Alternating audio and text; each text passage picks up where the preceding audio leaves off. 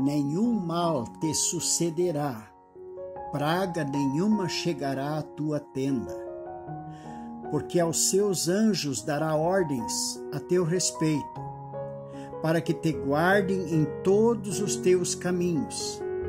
Eles te sustentarão nas suas mãos, para não tropeçares em alguma pedra. Pisarás o leão e a áspide, calcarás aos pés o leãozinho e a serpente. Porque a mim se apegou com amor, eu o livrarei. Pô-lo-ei a salvo, porque conhece o meu nome. Ele me invocará, e eu lhe responderei. Na sua angústia eu estarei com ele.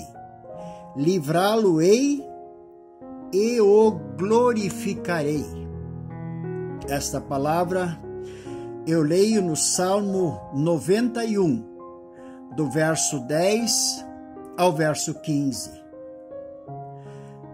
Eu estou neste momento na casa onde eu acompanhei o meu amado irmão Ayrton durante 1 ano e meio da sua jornada da doença que os médicos e o remédio não conseguiu combater, que Deus deixou acontecer na vida dele, como só Deus sabe porque a visão de Deus é diferente.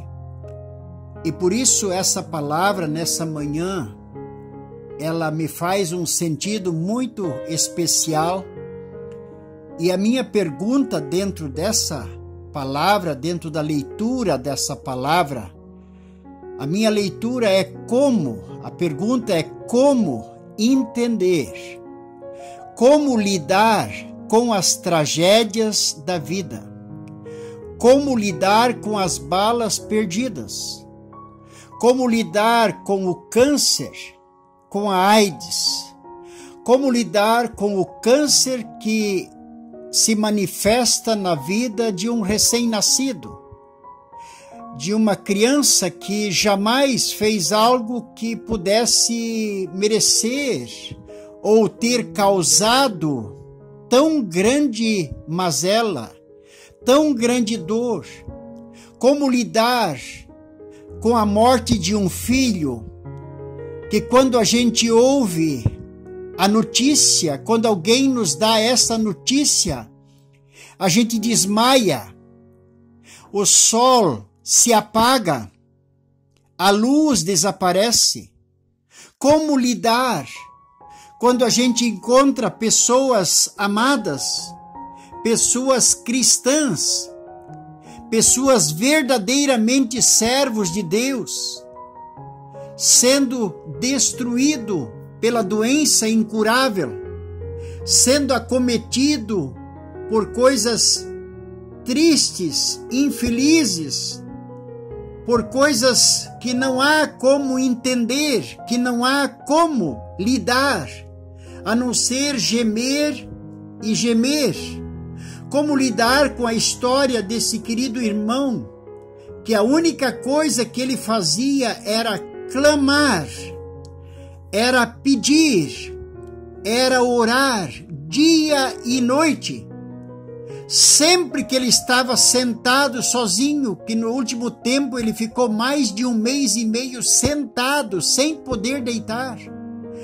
E a gente chegava todo momento perto dele, e a única coisa que ele estava fazendo e fazia o tempo todo era orar ou cantar baixinho e pedindo a Deus que Deus o deixasse mais um pouco nesse mundo.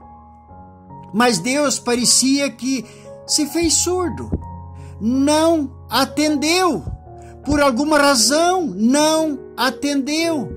Como entender isto?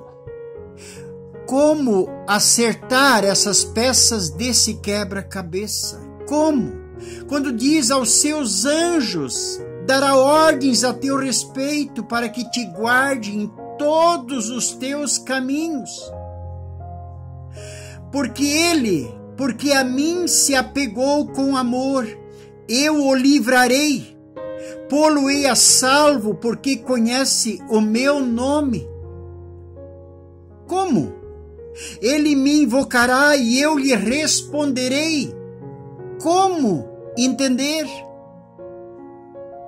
Depois de umas semanas da morte do nosso filho amado, numa noite muito escura da minha alma, eu com a minha boca não fazia essas perguntas para Deus, porque eu já tinha tido experiências outras que me impediam de ter a coragem de questionar a Deus.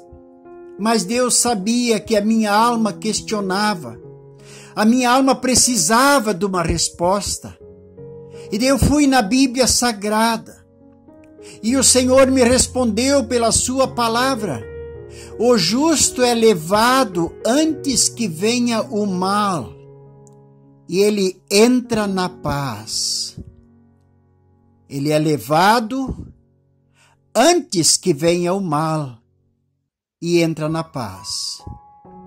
A dor, a saudade, a tristeza não mudaram, mas mudou completamente a história da sua morte na minha vida. Isto é maravilhoso, perceber que também ali foi a misericórdia, foi o amor de Deus, foi a proteção, foi a resposta das orações feitas, foi os pedidos daquela alma sincera que disse: Deus, cuida de mim, não deixa eu acabar no inferno, livra-me, Senhor, da condenação eterna, guarda-me de mim mesmo, guarda-me de todos os males, porque a mim se apegou com amor. A mim se apegou com amor, eu o livrarei e pô-lo-ei a salvo, porque ele conhece o meu nome. O motivo e o galardão da vida verdadeira é o apegar-se a Deus com amor. Nisto está a vida eterna. Conhecer Deus em amor. E a vida eterna é esta: que te conheçam a ti, o Deus verdadeiro, e a Jesus Cristo a quem enviastes. Isto é a vida eterna. Conhecer a Deus de maneira verdadeira. E conhecer o Deus verdadeiro só é possível através do milagre. Jesus disse: ninguém conhece o Filho a não ser o Pai. E ninguém conhece o Pai a não ser o Filho, e aquele a quem o Filho o quiser revelar. Isto é mistério, isto é revelação, isso é milagre, isto é graça. Jesus disse: todo aquele que o Pai me dá pode vir a mim, e aquele que o Pai não me dá não pode vir a mim. A mim se apegou com amor, e a vida eterna é esta: que te conheçam a ti. É impossível acontecer qualquer mal àquele que pertence ao Senhor. É impossível. As mais esmagadoras calamidades nada mais fazem do que encurtar a peregrinação do crente e aproximá-lo do seu galardão. As dificuldades são bênçãos numa forma oculta. As perdas o enriquecem. A doença lhe é um remédio. O desprezo do mundo é a sua glória. E a morte lhe é a porta do céu. O apóstolo Paulo, dentro desse mesmo contexto. Fala em 2 Coríntios 12, onde ele menciona o espinho na carne. Capítulo 12, verso 7, ele diz: e para que não me ensoberbecesse com a grandeza das revelações, foi-me posto um espinho na carne, um mensageiro de Satanás para me esbofetear, a fim de que não me exalte. Por causa disso, 3 vezes pedi ao Senhor que o afastasse de mim. Então ele me disse, o Senhor me disse: a minha graça te basta, porque o poder se aperfeiçoa na fraqueza. De boa vontade, pois mais me gloriarei nas fraquezas, para que sobre mim repouse o poder de Cristo. Pelo que sinto prazer nas fraquezas, nas injúrias, nas necessidades, nas perseguições, nas angústias por amor de Cristo, porque quando sou fraco, então é que sou forte. Ó Deus da misericórdia, Pai da bondade, da compaixão, dá a mim e a todos os meus queridos ouvintes a tua graça, para que nós possamos nos apegar a ti com amor, para que tu nos livres, Senhor, da condenação eterna, e que nós não ficamos presos, Senhor, em interesses deste mundo, que nós não venhamos a ser seduzidos por nenhum mal, por nenhum canto de sereia, ainda que seja tão fantástico a saúde, ainda que seja tão fantástico, Senhor, o conforto desse mundo, a glória desse mundo, os aplausos desse mundo, Senhor, o reconhecimento desse mundo. Senhor, se tudo isso precisa falhar em nossa vida para que nós sejamos salvos do inferno, eu rogo pela minha alma e pela alma dos meus filhos amados, da minha descendência, conforme a tua palavra.